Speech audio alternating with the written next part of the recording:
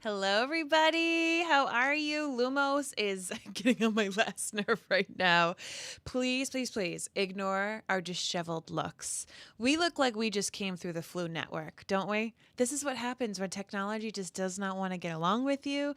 And poor Blake just spent the past 2 hours fighting with their computer, getting everything up, but we're here. We're here to talk about the Flu Network, the Weasleys family, and all sorts of things. So welcome to the Potterverse podcast pre-show. Now is the time to hit that share button. Share in Messenger, on your wall, and your stories. Sharing, of course, is caring. It is the very best thing that you can be doing for our podcast if it brings joy and some lumos to your life. Oh my gosh, lumos. Oh my goodness. Oh, guys, it has been a day. How have you all been? We, of course, were supposed to be podcasting last night. Poor Blake got sick, but we're here. We're raring to go. So let us know where you're tuning in from, what house you're from, and what piece of technology drives you bonkers when it acts up. You know, all of us right now, we need some of Arthur Weasley's plugs. I think that's what we need. Some of Arthur's plugs. So hang out with us while we are in our cozy clothes, talking Potterverse. If you are a member at jointhenerdclan.com, please put the hashtag #GoNerdClanGo. And I need to go take care of this cat as she is ripping things up. Blake, take it over.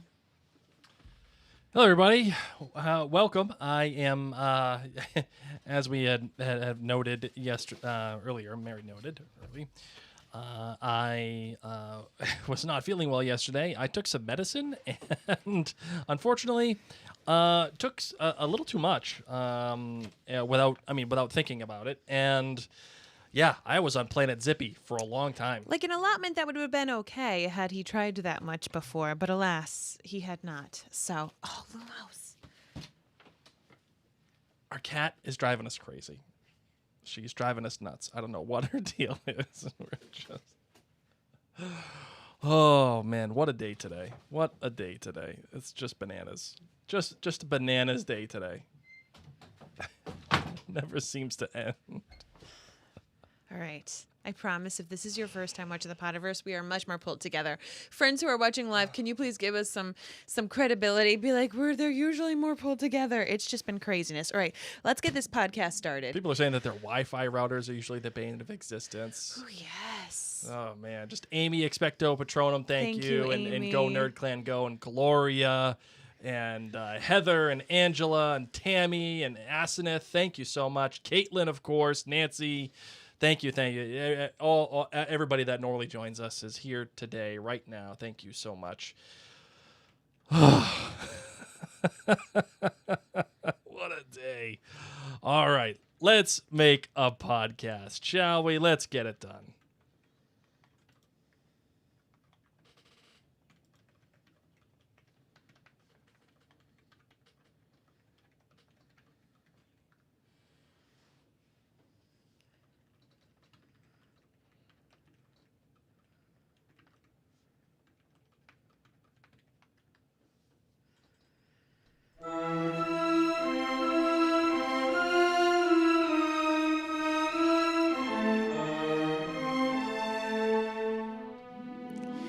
From Providence, Rhode Island, welcome to the Potterverse. It's a podcast dedicated to the book and film universe of Harry Potter. So let's step into the night. Oh, grab your favorite wands and time turners. Let's step into the night and pursue that flighty temptress adventure.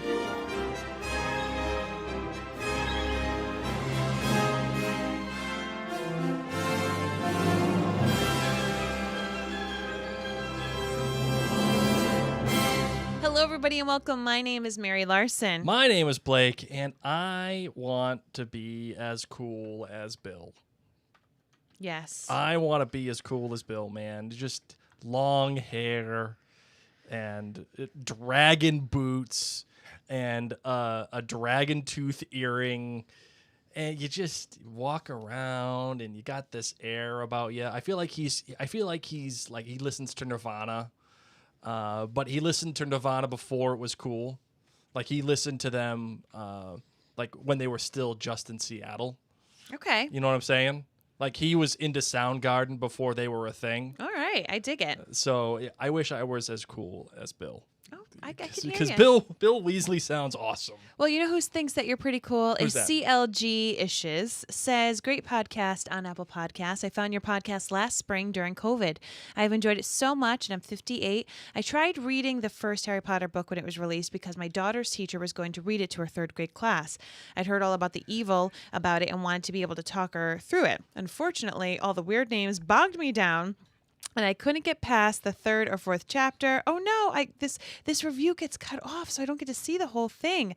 But when her son was in second grade, he read the first book and insisted that she read it too. So CLG Ishes on Apple Podcasts. I'll be able to read your full podcast on my computer. We're having serious tech issues tonight. Like, they just continue, right? But we want to thank you, and we want to thank everybody who's taken a moment to write in, Blake, and leave some words of just how they feel about the Some podcast. encouragement and some love. Nothing like getting a great review on the podcast. The number 5 Harry Potter podcast in the universe. Yeah, we got by the M. way. Westphal, who says, I'm a longtime Harry Potter movie fan, but I've never actually read the books. I just finished the first book and rewatched the first movie, and will continue this throughout the rest of the book and movies.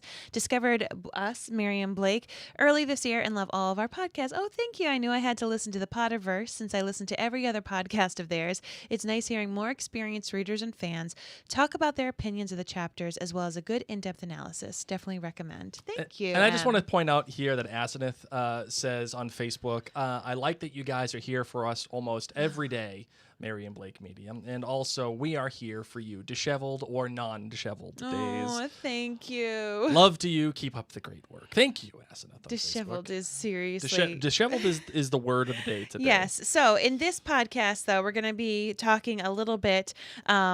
not a little bit. We're spending the entire time, actually, in a beautiful chapter. So podcast listeners, just know that it has been a day and a half. So this here is chapter 5. And Weasley's Wizard Wheezes. thank you. You're welcome. Thank you so very much. I'm going to need one moment, Blake. Oh, okay. I can vamp. What I will say is, if you're watching live, I actually spelled the entire title incorrectly.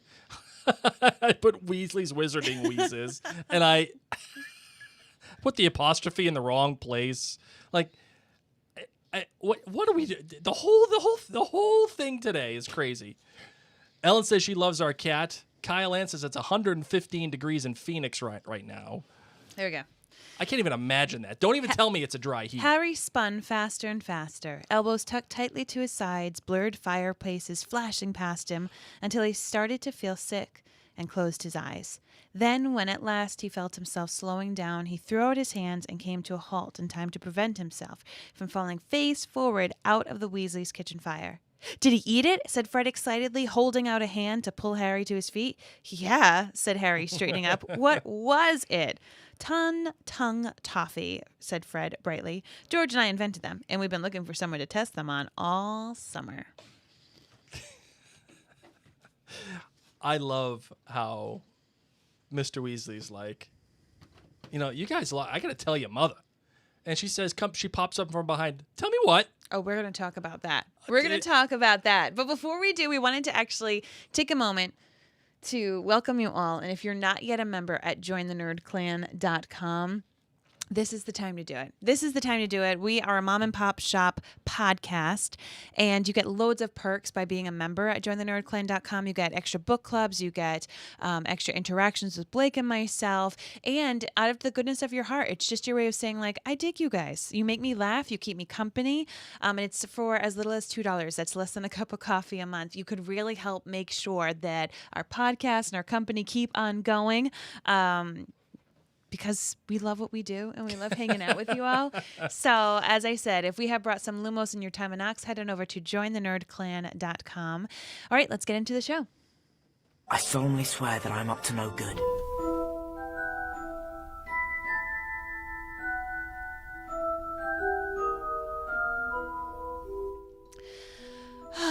Here we are, Blake. Yes. Here we are. So all of the Weasleys plus Harry return home through the flue powder, through the fireplace. Fred and George get in some serious trouble, either between Arthur Weasley, who was able to see what happened with the tongue, and then Molly Weasley, their mom, as she figures out what's going on. We also meet all of the Weasleys. They're all there hanging on out, and then they have a beautiful dinner inside their garden. Oh, Aw. and all the while, too, there's just like these little bits, little important bits that start to get like sprinkled in that you just think are sprinkles, but we're going to hold on to those sprinkles and savor them. These past 2 chapters have been full of that. Full of sprinkles? Full of world building and exposition and teaching you about the world, continuing to expand the world in far different ways. Like now we've learned that there's a magical cooperation thing, and then Mr. Weasley's worried about how Muggles can be mistreated, and there's massive world building here, and I get kind of frustrated a little bit, because of course I have not yet read this book, so my first experience with the Goblet of Fire is the film. And of course, most of this. Sorry, our cat's driving Mary crazy right now. Oh boy, most of this is not in the film, and I feel like there's a reason why it's not in the film. A lot of it seems to me and feels to me superfluous. Am I fair in saying that, Mary? Yeah. It just feels superfluous. This is just like a getting to know the family. Once again, the world building. There are sprinkles in here that are important sprinkles, but the film was able to cut some of these sprinkles out. Yes. So, and that's going to be a lot of what happens in this book. For those of you who've never read Goblet of Fire, just get ready for a whole lot of like, wow, okay, all right, didn't know that before. So we kick things off with Harry coming out of the fireplace, the boys being so excited about the Tung Toffee, and, like you said, Mr. Weasley pops out, and he's so upset what those 2 kids did. All the while, Harry's getting to meet the cooler, older Weasleys, Bill and Charlie. I gotta read the explanation, please, because it's just great. How you doing, Harry? Said the nearer of the 2, grinning at him and holding out a large hand, which Harry shook, feeling calluses and blisters under his fingers. This had to be Charlie, who worked with dragons in Romania. Charlie was built like the twins, shorter and stockier than Percy and Ron, who were both long and lanky. He had a broad, good-natured face, which was weather-beaten and so freckly that he looked almost tanned. His arms were muscly, and one of them had a large, shiny burn on it. Oh, man, just you got muscle arms. You got it all. Calluses on your hands. You're stocky. You just...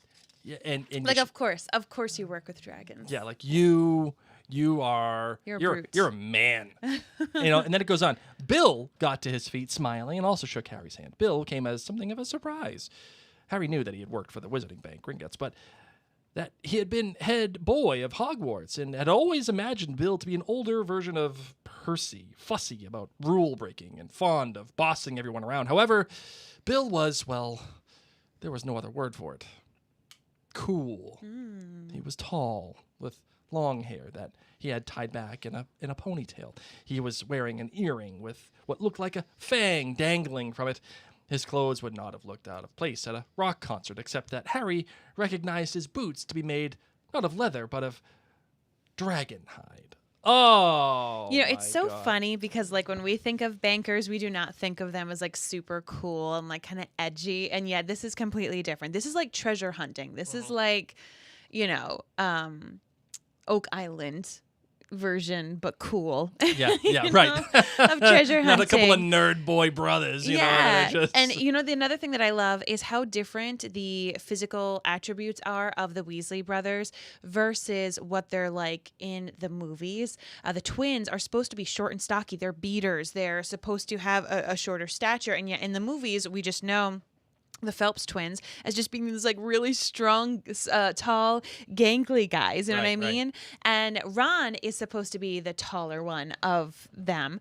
And yet he, particularly in the first few movies, he's quite short and stocky seen. You know what I mean? So it's just interesting to be reading in the books, to be realizing that the physical characteristics that we continue to pull from the movies are very different than how the author describes them here in the book itself. Right. So then out comes Arthur. And he's freaking out, obviously. Like, what did you give them? Why would you do that to the poor muggle? Really kind of getting after the guys. And I would love to have a brief discussion about how you feel about Fred and George's behavior. Was it okay? Did Arthur handle it properly? Discuss. Well, I think you're talking to the wrong guy. I know. Because you're a Slytherin, so I'm a asking you Slytherin, this. and I absolutely think it's okay. You think that what Fred and George did was okay? Absolutely. Interesting. That kid Dudley busted on Harry and has busted on Harry forever. And that family has treated Harry like garbage for forever. Like, no, if he gets a little bit of a zinger, you know what? Nothing wrong with that. Nothing that can't be fixed. Nothing that can't be put back. I mean, had Arthur Weasley gone through the flu powder before he realized what was wrong with Dudley, it might not have been fixed. It might not have been put back. This isn't like a little pigtail. This is a ton of a tongue. But they knew that his father was there. They knew that his father was going to take No, they dropped it. They weren't like, here you go, buddy. Like, let's just go for it. No. I see it as really, really poor, mischievous behavior. Now, I love the Weasleys. I love the Weasley twins in many ways, but I think that this is a really poor choice. Yes, is Dudley a terrible, terrible bullying brat? You betcha. But he's also 16 years old, being raised by parents who've taught him that this behavior is okay. I would have almost rather him do this to Vernon Dursley rather than Dudley. And then, like, they do it, but as I said, it wasn't even that it was going to be like a safe trial because their dad could have come back through the flu powder. Not okay. Not okay. And then he comes through and he's like, I might tell your mom. Because I like that Harry has to say, like, yeah, he is a real git. And Vernon just got to see, like, this chapter picks up right where we left off, where Vernon did not say goodbye to Harry. Right. You know, so Arthur's feeling all these feelings like, oh my gosh, Harry's mistreated. This kid is a big tongue. My sons are playing pranks on muggles, and this is what I try not to do. You know, and then he doesn't necessarily want to tell Molly. Why do you think? Why do you think he's like, don't make me tell your mother? And then she says, tell me what? And he's like, nothing. Why doesn't he tell Molly right away? I've got an idea. I want to hear your idea. My idea is that he is trying to save Molly's sanity. I don't think he's trying to, like, lie to her. I don't think that he's like, oh, what they did is kind of okay. I don't think he's like, it's all right, guys. It's fine.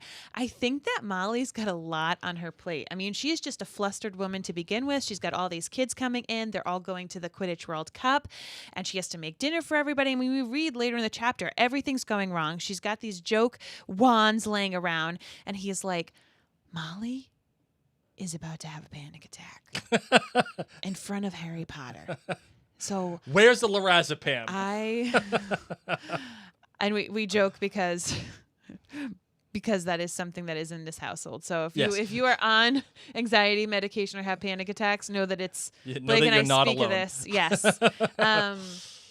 So yeah, I think he's doing it to kind of protect Molly's sanity because it's like it's just going to be one more thing, and this may break the camel's back. Why do you think he doesn't tell her? You know, that's actually the perfect theory, Mary. Oh. Because some people think he does it because he feels really bad for Harry and he kind of wants the Dursleys to get some comeuppance.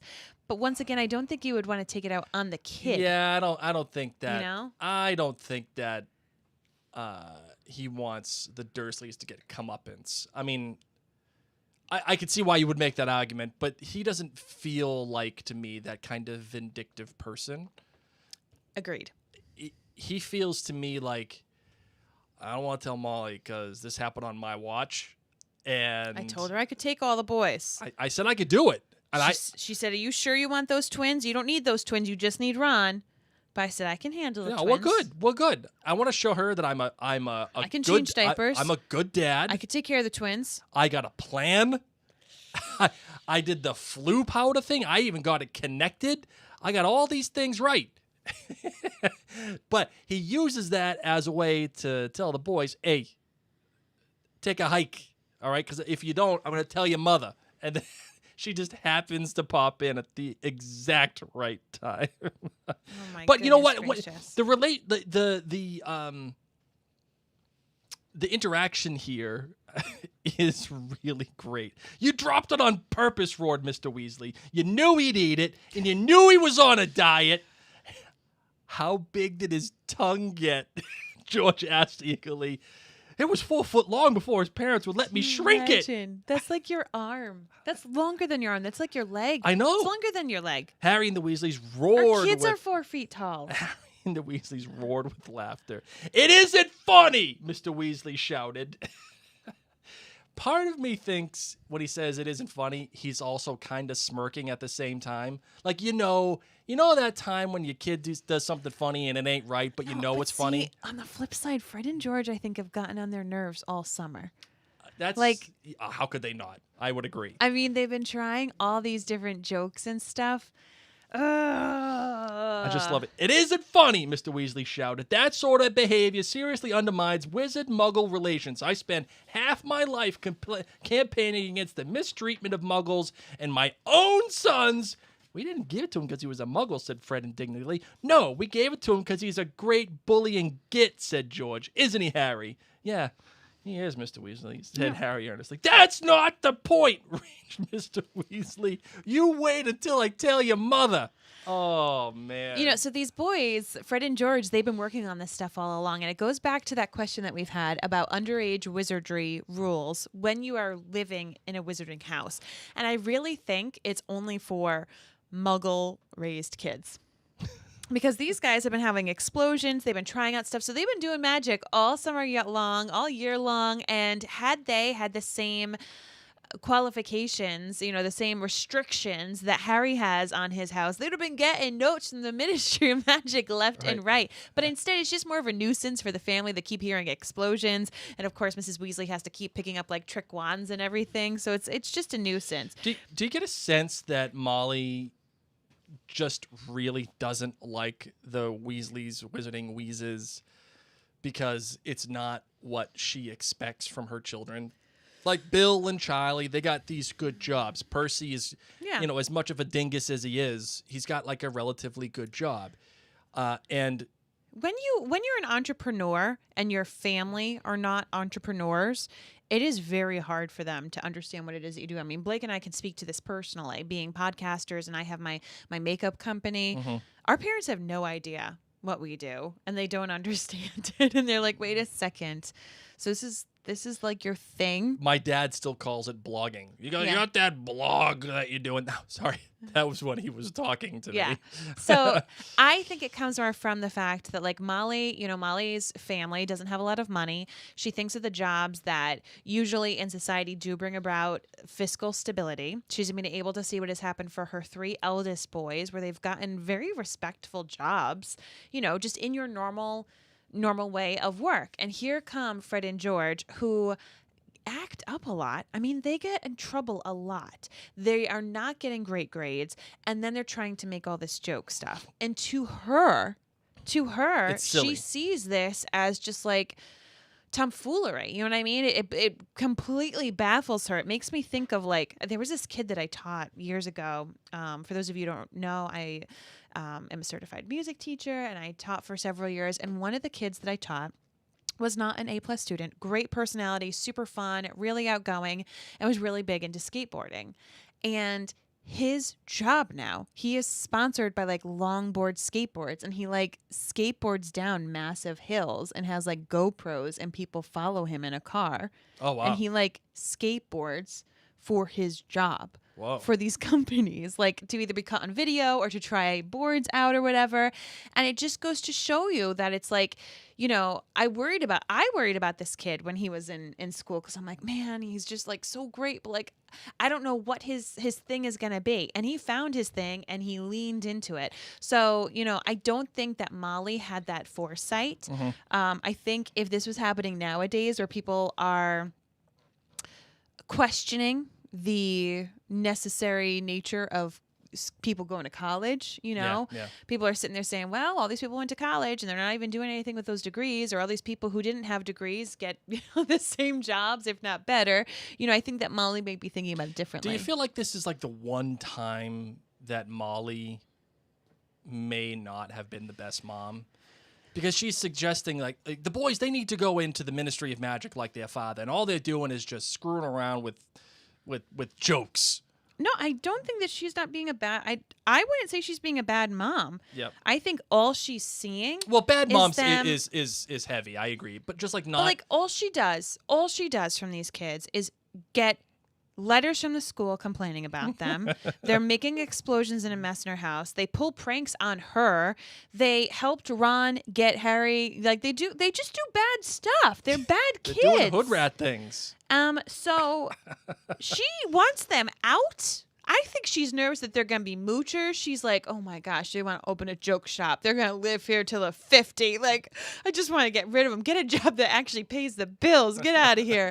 I don't think she's being a bad mom. I think that she hasn't been able to see the worth in what they're doing. I think she's a tired mom. Allie here on YouTube says, Mr. Weasley with a Boston accent with the crying, laughing emoji. Oh my gosh. Could you imagine Mr. Weasley with a Boston accent like mine? You got plugs? You got plugs? Eclectricity? Don't make me get your mother. I will. I'll tell her. And then we get to hang out with Percy. So this is the sprinkle part. This Oh. is the sprinkle of the little nuggets of goodness that you want to just like put in your bonnet and remember for later. So Percy has this properly respectful job working at the ministry, and he is enamored with his boss. Right? Yes. Let's read the whole thing here. Oh, hello, Harry, said Percy. I was wondering who was making all the noise. I'm trying to work in here, you know. I've got a report to finish for this office, and it's rather difficult to concentrate when people are thundering up and down the stairs. We're not thundering, said Ron irritably. We're walking. Sorry if we disturbed the top secret workings of the Ministry of Magic. What are you working on? Said Harry. A report for the Department of International Magical Cooperation, Percy said smugly. We're trying to standardize cauldron thickness. Some of these foreign imports are just a shade too thin. Leakages have been increasing at the rate of almost 3% a year. That'll change the word that report will, said Ron. Front page of the Daily Prophet, I expect. Cauldron leaks. Percy went slightly pink. You might sneer, Ron, he said heatedly, but unless some sort of international law is imposed, we might well find the market flooded with flimsy, shallow-bottomed products which seriously endanger... Yeah, all right, said Ron, and he started off the upstairs again. Percy slammed his bedroom door shut. And then Harry goes on, so Percy's enjoying work, and Ron says, enjoying it. I don't reckon he'd come home if Dad didn't make him. He's obsessed. I just don't get him on the subject of his boss. According to Mr. Crouch, as I was saying to Mr. Crouch is of the opinion. Mr. Crouch was telling me they'll be announcing their engagement any day now. So just going on and on about these issues. And when I bring up Percy is because, you know, later on Percy is talking with Arthur Weasley, his dad, about how, you know, about the World Cup coming up and how, you know, everything's going on and the different people that are situated, but how there is a missing employee and nobody seems to be taking this seriously. Bertha. Yeah, Bertha. Bertha Jorkins. And I love how he was like, you know, Ludo's just thinking that like, whatever, maybe she went to Australia rather than Albania. It's fine. She gets a little lost every once in a while. It's no big deal. But it's important for us to just like take that. This author never gives us people's names or knowledge without it coming back. So I'm just saying, you know, put a little pin in there. So the kids are all upstairs and you know, they get a little bit of a conversation about Sirius. Keep it under wraps, of course, because Ginny is there. And that's really it. They talk about the World Cup that they're going to, which they're very, very excited about. Everybody's pumped. I feel bad for the twins here. I don't know what's going to happen to them. I really don't. No ambition unless you count making as much trouble as they possibly can. She slammed a large copper saucepan down on the kitchen table and began to wave her wand around inside it. A creamy sauce poured out from the tip as she I do not feel bad stirred. for them. They just assaulted a boy. I don't know. They just poisoned him to have an extra large tongue on purpose. Now, I'm not saying Dudley is good. I'm not at all. I'm just saying that wasn't really a right choice, boys.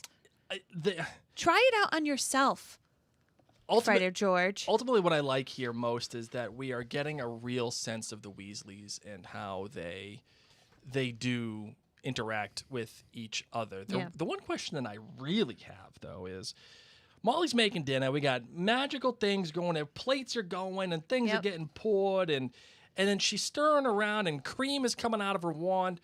Can you just bippity-boppity-boo food? No. Then how can she make There's rules about food. Like, you have to own it. You have to, like, own the food for you to bippity-boppity-boo it. So it's got to be real food. Yeah.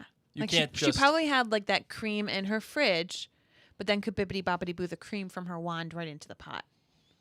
You can't just, like... I'll find out the exact rules. There was a big discussion about this in one of my Harry Potter groups. With all the other nerds together. Yeah. Oh, man. I'll go back to you on it. Did you have anything else that you needed? No, they talked about Ludo Bagman. They did the whole thing. They talked about the World Cup. They talked about Victor Crumb. I was a decent player. Ireland have got 7. I wish England had got through, though. This was embarrassing. That was. Let's see. Went down to Transylvania. They talked about Sirius for a little bit. I mean, again, as I...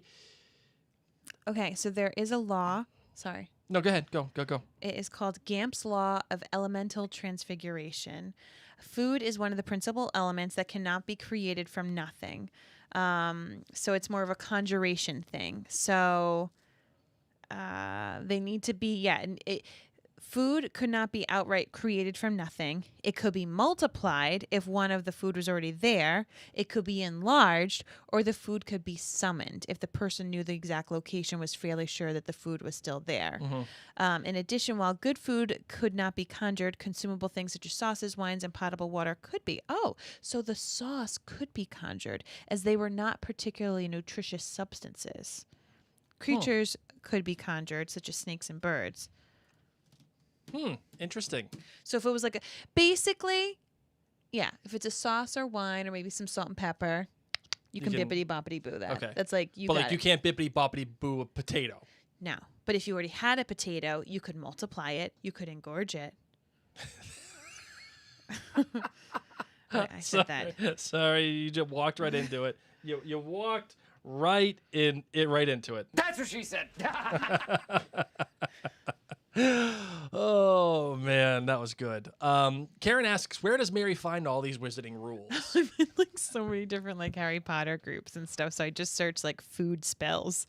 Because I know that I've had this conversation before. Something that also is interesting that happens here, too.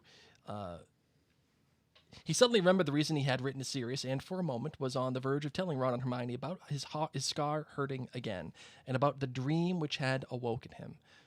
But he really didn't want to worry them just now, not when he himself was feeling so happy and peaceful. I just find that so interesting. Like, Harry is withholding this information about Sirius and withholding this information about his scar because he is with his friends and he's at home, that this is the salve, this is the protection against the world of his scar and Voldemort and all that is related to that. Do you think Harry's making a poor choice here? I don't really know. It's a difficult one. That's a good take, Mary. Can you ask me what? that question again, Blake? Woo! You know what? We got to get the fan out here for how hot that take was. I'm just too busy about Bertha. Continue. No, is he making the right choice here? I mean, he's got his friends. This is his family. Should he be able to talk about the? You know, I would love if you would talk about things that happened with your friends sometimes. But Harry's a Gryffindor. I'm a Slytherin. He's an extrovert. I'm an introvert. He's a Gryffindor. Yeah, but I have no Gryffindor blood in me, so I do love Harry. He just needs to digest it. I think he worries that he's like a whiny baby and he doesn't know enough about this scar. As he goes on, he begins to understand more about the connection that he has with Voldemort. He feels better about it. But I think right now he might just be a little embarrassed by it. Like, I had a nightmare and my scar hurt. Like, is this actually a big deal? What are we talking about? Hey, can we go back to Bertha Jorkins? yes, go ahead. Right. So what did you take from this chapter with Percy talking about her? So she's like been all over the different departments. She's just been like a bouncy ball. Nobody really wants to have her. And now she's been with Ludo Bagman. Yeah, I mean, And she's gone. and that's it. And Crouch is worried about her. That's it. That's all I got from it. And she went to Albania. Oh, Albania. There's some stuff there. There's been someone there. There's been some stuff there. Yeah. Hashtag spoiler alert. That's interesting. That is know. interesting. And she's a little flighty. She's gotta know she's a little flighty, and I don't know where she is, but Percy seems to care a lot. Right. The last thing I wanted to say here, too, was, look at the time, Mrs. Weasley said suddenly, checking her wristwatch. You really should be in bed, a whole lot of you. You'll be up at the crack of dawn to get to the cup. Harry, if you leave your school list out, I'll get your things for you tomorrow in Diagon Alley. I'm getting everyone else's. There may not be the time after the World Cup. The match went on for 5 days last time. Wow, I hope it does this time, said Harry. Molly is getting stuff for 2... Yeah. 3, this is my different perspective. 4 kids, 4, 5 maybe, 5 kids. Yeah, Ginny, 5. She's just going around buying all the stuff for all the kids. She is. Wow. And then, well, I certainly don't, said Percy sanctimoniously. I shudder to think what the state of my in-tray would be if I was away from work for 5 days. Yeah, someone might slip a dragon dung in it, Perce? Said Fred. That was a sample of fertilizer from Norway, said Percy, going very red in the face. It was nothing personal. It was, Fred whispered to Harry as they got up from the table. We sent it. Brilliant. Sounds like a bag of D. So for those of you who've read the books before, you may be scratching your head being like, why are connections not being said about Bertha? And that is because Blake hasn't read this book yet. And there's going to be elements in this book that, as a movie watcher, not a book reader, are still super new to him. Yes. And you know how like frequently we'll be like, oh yeah, and this comes into play in so many chapters, and this is this, and this is that. Bertha Jorkins is the person that is mentioned in chapter 1. Yes. So, yes, that's fine.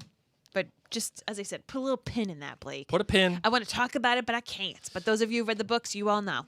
You all know what I know. All right. All right. Ready for a different perspective? Yes, I am. Let's get her done. Holy cricket! You're Harry Potter! I'm Hermione Granger. And you are? Molly Weasley. Molly, how are you? Oh, my God. What's going on? You seem a little stressed. Listen, I am counting down the minutes until the World Cup has arrived. Because you know what happens? What's that?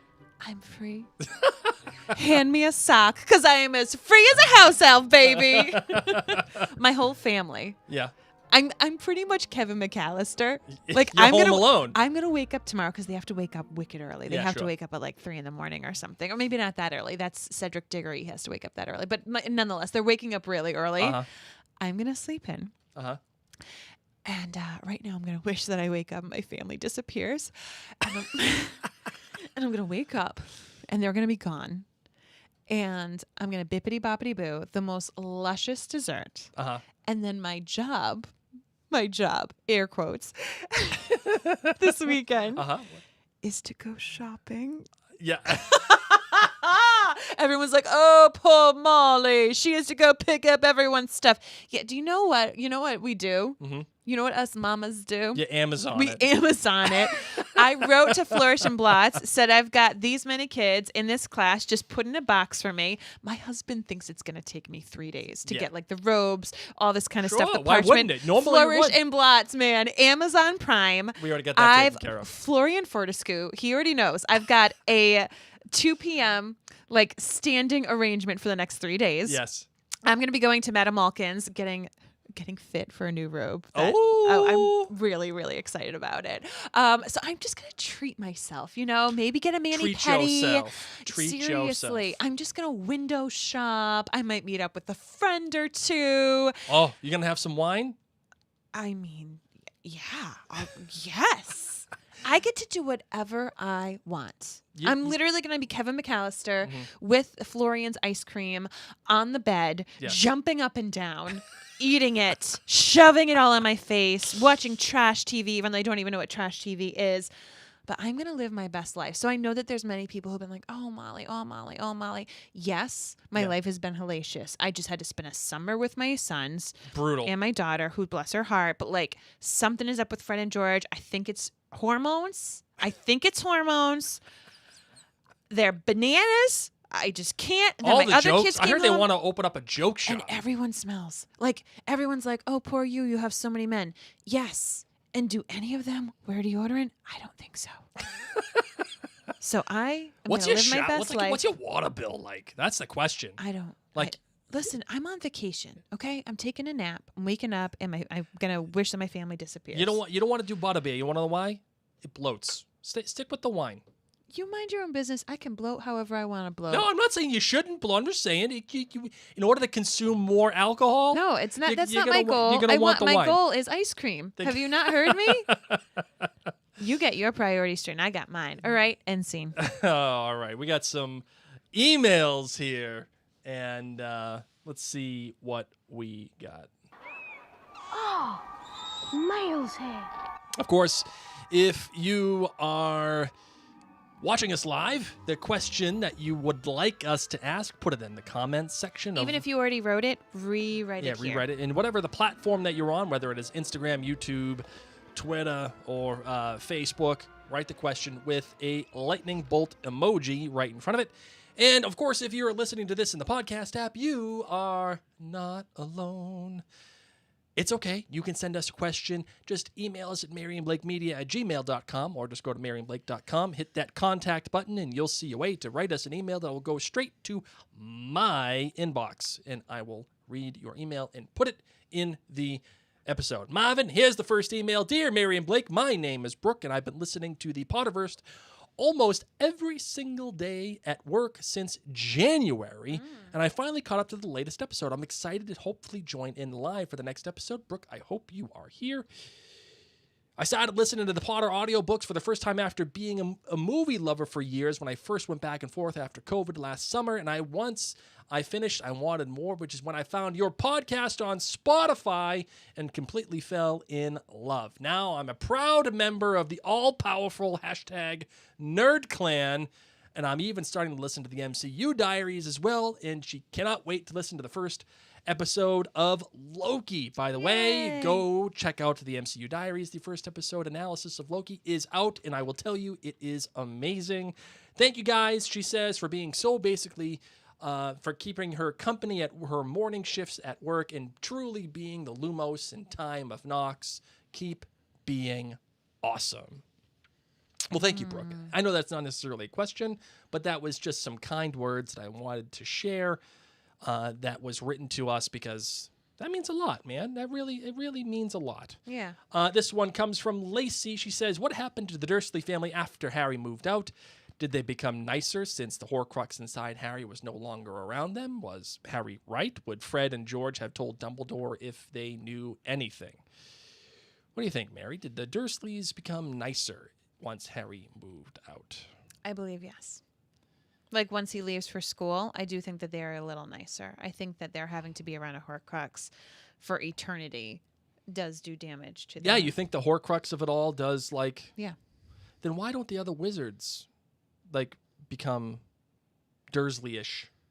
What do you mean other wizards? Well, if they're hanging around with Harry, wouldn't other people around Harry become Dursley-ish? That's a really great question. I think that, the Dursleys are the worst sort of people imaginable. Mm-hmm. And that is even before Harry shows up. So I don't think it takes that much to push it over the edge. Do I think that they go back from being the most horrifically worst people imaginable to just back to the worst people imaginable? Whatever. You guys don't know what I'm saying. They go from wicked bad to still really bad. All right, this one comes from Marine, proud Nerd Clan member I know. First of all, I love this podcast. I'm so glad you are diving into the world of Harry Potter. Now, I'd like to talk about Aunt Petunia because this email is about chapter 4, the last chapter. Actually, I have a request. There is a passage in this chapter where the narrator says that Petunia is basically biting her tongue not to scream at Harry about inviting the Weasleys over. I think it would be amazing if Mary does her different perspective on Aunt Petunia for this chapter and tells us what is going on inside of her head. Knowing Mary's track record on those, I'm sure it would be hilarious. Mary, I'm going to give you the next paragraph to figure out your take on Aunt Petunia. No, I will do it for the next episode because that is a good one, but I need to have a fresh mind. But more seriously, I would like to hear you guys discuss the fact that we hardly ever hear from about Petunia in the early chapters in all of the books. Harry always has conversations with Dudley or Vernon, but hardly ever with her. And I wonder what your take is on that, especially in relationship with her last goodbye to Harry in the last book, although maybe that part you want to wait until book 7 to talk about. It might be that since Harry only talks to the Dursleys when he needs something, he defers to Vernon because he is the head of the family, but I've always found it disappointing that his relationship to his mother's sister is never fully fleshed out. Can't wait to hear the next podcast episode. Marine. I think it's hard for her to speak to Harry because she sees her sister's You eyes. stole the words right out of my mouth, Marvin. I think... it's like we're married or something. I know. I think she stays away from Harry. She has great regret and knows that it just is getting worse. And looking in his eyes would just make it worse. Like, wow, I was entrusted with her son, and all I've done is be terrible. Yep. I totally concur. All right, let's get to the live questions. I know we got a couple. Caitlin Marie says, do you think George and Fred would make good influencers in today's internet age, and what would you call their YouTube channel? I think that they would be amazing influencers. I think that they would succeed best on TikTok and Reels, as they would be making short, witty, creative videos. Absolutely. They would be really into special effects and everything. So I don't know what their YouTube channel would call. Yeah, no, it would be the Weasley's Wizarding Wheezes. That's what it would be called. And they would be... My kids, if you guys are on Facebook, my kids love Woody and Kleiny, the two best friends that play jokes on each other, and they have fun, and they do games and all this other stuff. And it's very funny. And they're actually from England, oddly enough. So I think that's what they would be. Okay. I think that's what they would be. All right. Rachel, okay. Oh, Rachel. Sure, either or. Okay. Okay, there you go. Go. Rachel asks, who would you cast as Bertha Jorkins? Ooh. I have no idea since I don't know who Bertha Jorkins is, really. I mean, she's just like a short, crabby, flighty person. I do not know. I don't know. Does she have light hair, dark hair? She's flighty. She's short. Sorry. Okay. She's short and flighty. Who would I cast? A bit stumpy. Melissa McCarthy. And crabby. Crabby face. Ann Dowd. Done. Ann Dowd would be Bertha Jorkins. Okay. If you are a fan of The Leftovers, she was in The Leftovers. Okay, if you're a fan of The Handmaid's Tale, she's Aunt Lydia. Just a crabby. All right. That's who I would do. Kelsey. Kelsey says, I finally get to listen live from Wisconsin after binging the 3 books in 2 weeks. Thanks for tuning in, Kelsey. Love your podcast and appreciate your time and work. My question, why do you refer to the author as the author instead of her name? Fabulous question, because we, of course, brought this up on our premiere podcast of the Potterverse. And I was actually thinking, we should probably do this once a book, just in case people don't listen to the premiere and they don't know why we do it. Yes. So for those who are unaware, the author of the Harry Potter series has made some pretty strong remarks against the transgender community. And Blake and I are allies of the LGBT, Q plus community, and we just want to make sure that we can still enjoy the universe and still enjoy the Potterverse, and not necessarily make it that we are backing what she has said and her beliefs on that matter. Right. A lot of this just came to a huge front right before we started the Potterverse, and we almost decided not to do the Potterverse. A lot of people who are part of that community or have loved ones who are trans, they were like, all right, we're done with Harry Potter. And then there was another huge portion of the community that said, whether or not this is her statement, we now own it. This has been a place where people of all walks of life, of all different identities and beliefs and everything have come together to create this magical on their own. So we have decided to celebrate the books, celebrate the fandom, but not necessarily celebrate the author. So we refer to her as the author. Yeah, because we wanted to, as Mary said, you can appreciate the story, but not support the author necessarily. And that this is our little way, or this is our way of doing that. Yeah. Just using the word the author. You scrolled down instead of scrolling back up. Thank you. I think that's it. That's all we got. Okay, can you check one more time? Sure. Oh, there you go. There's one that just popped up. Kyle Ann says, I love the tidbits about Crookshanks with the garden gnomes. Your thoughts, another aspect of life at the Burrow. Oh, the Burrow is just the most lovely, lovely little place. I mean, hanging out and seeing Pigwidgeon. The gnomes in the garden with Crookshanks just having a blast. We didn't get a Crookie voice. I'm a little disappointed we didn't get a Crookie voice. Crookshanks did not deserve a different perspective. Molly Weasley did. Molly totally did. After the day that she had, she needed it. She deserved it. The Burrow is something that I hope at some point the Wizarding World and Universal gets to create, because I just think that it would be a most whimsical, beautiful place. Mm-hmm. And if you can actually bring that to life, I think it'd be really, really cool. Carla on Instagram says, I recently joined the Nerd Clan. Love you too. Thank you for all that you do. Thank you, Carla. Really appreciate you. Another member of the all-powerful Nerd Clan family. Yes. Thank you so much. That is excellent. All right, everybody. I think that wraps up the questions, and we're going to wrap up the podcast. Let's close this out. Thank you so much. Here we go.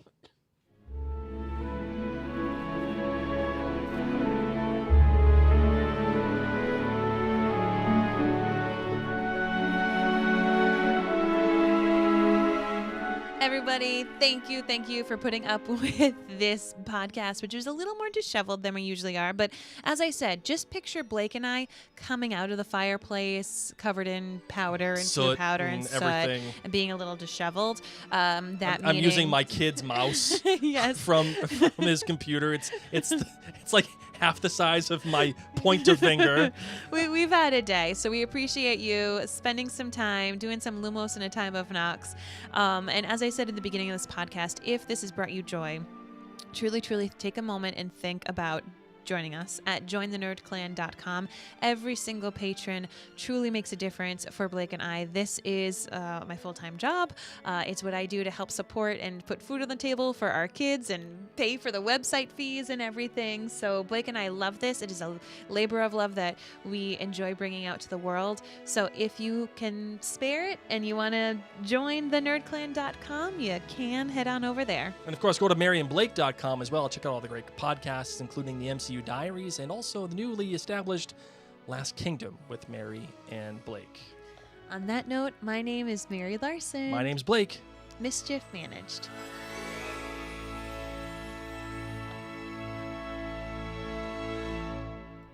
Quick programming note for all of you who are joining us here live. We will be live next week, ideally on Thursday. The week after that, however, we may be either pre-scheduling a video. There's this feature now on Facebook and YouTube where you can pre-schedule videos so that it seems like it's live. It's called Premiere.